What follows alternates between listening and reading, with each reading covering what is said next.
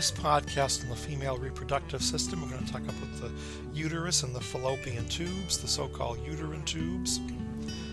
We've talked about morphological and physiologic aspects of the menstrual cycle. So, for example, we've talked about the ovarian cycle and how LH and FSH regulate the ovarian cycle. So, for example, you know the LH surge stimulates completion of the first meiotic division and ovulation. Now, here we want you to appreciate levels of estrogen and progesterone in the blood, and we want you to particularly be able to pay attention to how different levels of estrogen and progesterone affect the mucosal linings in the female reproductive tract, because we're going to expect you to be able to recognize histologically differences between the different stages of the cycle and which hormone would be more prevalent in relation to what you see histologically. Here's just an overview of the uterine tubes, the so-called fallopian tubes. The first region that we talk about is the infundibulum. The infundibulum has fimbriae associated with it, and the oviduct is actually opening into the space of the peritoneal cavity. It is closely approximating the ovary, and this is something that's a little bit unusual. It's sometimes hard for people to appreciate that, but when ovulation occurs, the ovum is released into space, if you want, into the peritoneal cavity. But the oviduct being so closely approximated to the ovary, cilia on the cells of the fimbriae at the infundibulum are moving and beating, and it's creating a current that's almost wafting the ovum into the infundibulum. The ampulla is the longest segment of the oviduct. It's the site of fertilization. The isthmus is the narrower medial segment. It's probably the shortest of the segments. The intramural portion actually lies within the uterine wall, and it opens into the uterine cavity. The oviduct itself is composed of three distinct histological layers. From the inside out, there's a very complex folding, the so-called mucosal layer. There's a muscularis. The muscularis actually has layers of smooth muscle, although those layers are sometimes difficult to distinguish histologically, but generally we say that there's an internal circular layer of smooth muscle and an external longitudinal layer of smooth muscle, and then there's a serosal layer. The epithelium sits on a typical lamina propria, a layer of connective tissue. There are at least two cell types in the mucosa. There's an intercalated cell, which is probably a stem cell for the main cells that are in the oviduct. The cells we talk about as ciliated cells and secretory cells. They're simple columnar cells. The ciliated cells predominate at one phase of the menstrual cycle, and the non-ciliated cells predominate at a different phase in the menstrual cycle, although you'll see in the oviduct these cells intermingled with each other. Is the mucosa of the oviduct, as we said, a simple columnar epithelium. Note the abundance of non-ciliated cells in this portion to the right side of that heavy arrowhead, and the ciliated cells here on the left side. These ciliated and non-ciliated cells are thought to represent different functional states of a single cell type. The cell type is just exhibiting a different phenotype depending on whether it's under the influence of predominantly estrogen or predominantly progesterone. The non-ciliated cells, the secretory cells, are sometimes called PEG cells, and they're given that name because they sometimes appear to stick above the epithelial surface. We have nice examples of that you'll see in the laboratory, these non-ciliated PEG cells sticking above the epithelial surface. Estrogen stimulates ciliogenesis, so under the influence of estrogen there'll be more ciliated cells. Under the influence of progesterone there'll be more of the secretory or PEG cells. The oviducts, as we said, show cyclic changes. The follicular phase is under the influence of estrogen. There's an increased ratio of ciliated to non-ciliated secretory cells. There's an increased rate of ciliary beating, and that would make some sense as you want to capture the oocyte, the ovum, and move it into the infundibulum and on into the uterine tube. At ovulation, the fimbriae that are closely opposed to the ovarian surface, the cilia on them are going to beat very fast and rapidly, and there'll be peristaltic movement that's going to transport the ovum towards the uterus. The luteal phase is under the influence of progesterone. Here there's an increased ratio of non-ciliated secretory peg cells compared to the ciliated cells. The uterus receives the morula from the fallopian tube. As you know, the uterus is the site of embryonic and fetal development. In a woman who is not given birth, the uterus weighs about 30 to 40 grams. It may be something like 7.5 by 5 centimeters by 2.5 centimeters thick. The body of the uterus has a large upper portion. The anterior surface is flat. The posterior surface is rather convex. The fundus is the uppermost rounded region. The cervix is in the lower portion of the uterus. There's an internal os which communicates with the cavity of the uterus, and there's an external os which communicates with the vagina. Now, the internal and external os are anatomically defined regions. It's not so easy to tell histologically whether you're looking at the internal or external os. Although you can get some sense that you may be near the external os when you look at a transition in surface epithelial cells, and I'll talk about that in just a second. The uterine wall has 3 layers. There's an endometrium, which is the mucosa. There's the myometrium, which is a thick layer of smooth muscle. And there's the perimetrium, which actually is rather thin. It's consisting of a mesothelium and a thin layer of loose connective tissue. Here's just a histological view through a section of the uterus, so you can see the very thin perimetrium. You can see a very thick myometrium like this, and you can see blood vessels in the myometrium. And here is part of the endometrium. What we're defining here is just a blow-up of the endometrium. And this is an important point now to understand both histologically and physiologically. The endometrium can be divided into a stratum functionale or functional layer and a stratum basale or a basal layer. Histologically, they look a little bit different based on the structures that you see, and they respond to hormones during the menstrual cycle quite a bit differently. The functionality is a layer that gets built up during the early part of the menstrual cycle. It's being prepared to receive a fertilized egg for pregnancy. It's also the area that's sloughed off during the menstrual cycle. The basal layer does not change dramatically during the menstrual cycle. You can appreciate the flow of blood coming in from the myometrium.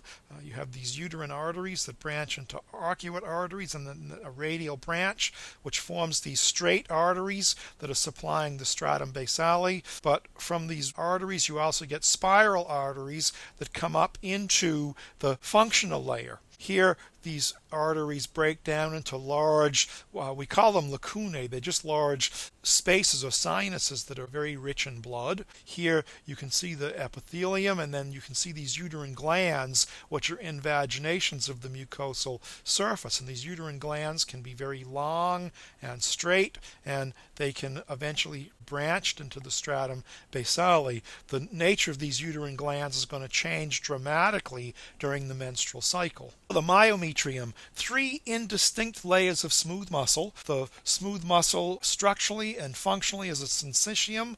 All 3 layers work together during contraction. This is something that I find very interesting. Smooth muscle cells are up to 50 microns long in a non-pregnant uterus. The same cells can be 10 times longer, 500 microns long in a pregnant uterus. So not only is there a lot of cell division, but there's considerable growth in the individual smooth muscle cells during pregnancy. Now, as we said, the endometrium undergoes cyclic changes that follow the menstrual cycle to prepare for implantation of the embryo. We've suggested there are 2 functional zones of the endometrium during the reproductive life of a woman. The stratum functionale, the functional layer, is the thickest portion. That's the portion that changes during the monthly cycle. It's the portion that's sloughed off at menstruation. The stratum basale, the basal layer, is retained during menstruation. That layer serves as the regenerative source for the cells in the functional layer. Let's go back to this cartoon. So here we now want you to appreciate the changes that are going to be occurring in the endometrial lining in relation to the levels of these different hormones, estrogens and progesterones. Here are some histological views. On the right is the menstrual phase. Here is the proliferative phase, and here is the secretory phase. The dotted line, so a dotted line here would show the stratum functionale, the stratum basale, here the myometrium. Here in the secretory phase, look how much more pronounced the stratum functionale is in relation to the stratum basale, and then the menstrual phase, the stratum functionale is being sloughed off. Here on the bottom are just higher power views of the stratum functionale. Clearly, I want you to be able to look at how the differences are in the uterine glands. Look at how long and straight the glands are in the proliferative stage. Look at how coiled and corkscrew the glands are in the secretory phase. And here in the menstrual phase, you see lots of profiles of large blood vessels. You see the mucosal surface just breaking away. Here's an example of the proliferative phase of the uterus versus the secretory phase. Look at the long, straight glands in the proliferative phase. This is under the influence of estrogen. Here, the glands are very much curlicue or squiggled, coiled. This is the secretory phase under the influence of progesterone. So you're going to want to be able to identify histologically these two phases and be able to distinguish them on glass slides. Let's talk about the cervix and the vagina. The endometrium of the cervix differs from that of the rest of the uterus. The cervical mucosa is 2 to 3 millimeters thick. The cervix contains large branched glands. The cervix lacks spiral arteries. There's minimal changes to the cervical mucosa during the menstrual cycle, and the cervical mucosa is not sloughed off during menstruation. The cervical glands do undergo functional changes during the menstrual cycle. These changes are important for the transport of spermatozoa. The changes reflect the amount and properties of the mucus that's secreted, and this is under the influence of ovarian hormones, and there's a coordination of ovulation and cervical mucus properties during the menstrual cycle, and that makes fertilization much more likely to occur. As you know, the vagina is a fibromuscular tube that joins the internal reproductive organs to the external environment. The vagina has numerous mucosal folds. It's a stratified squamous epithelium on the surface. The epithelium does show cyclic changes with the menstrual cycle. There's a continuous desquamination of the epithelial cells, which happens to increase during menstruation. The underlying lamina propria in the vagina consists of a loose to dense irregular connective tissue. There are lots of lymphocytes and leukocytes in the epithelium and in the lamina propria. These cell numbers increase during menstruation. The deeper connective tissue layers contain many thin-walled veins, and these deep connective tissues with the thin-walled veins actually serve as erectile tissue in sexual arousal. The muscularis has intermingled layers of smooth muscle. There's an inner circular and an outer longitudinal layer, but that's sometimes difficult to pick that up histologically. Here's a diagram of the cervical canal. So the internal os would be here, the external os would be here. So this would be vagina, this would be the uterus proper. There's a transition zone right in the area of the external os, and that transition goes from a layer of simple columnar cells in the cervical canal to a stratified squamous epithelium that line the wall of the vagina. You can see these glands in the cervix, and these glands are going to have expanded cysts called Nabathian cysts. Those are sometimes visible histologically. Let me show this in a histological view. So here is the cervical canal. The area of the external os may be here, so the vagina would be down near the bottom of the screen. This would be some of this cervical mucus. These may be some of the profiles of these Nabathian cysts. So you can see this zone of transition, a stratified squamous epithelium on this area of the vagina to the simple columnar epithelium in the cervical canal. And here you can actually see that transition point, the simple columnar epithelium to the stratified squamous. Here are some of these cervical glands. Here is this stratified squamous in the region of the vagina.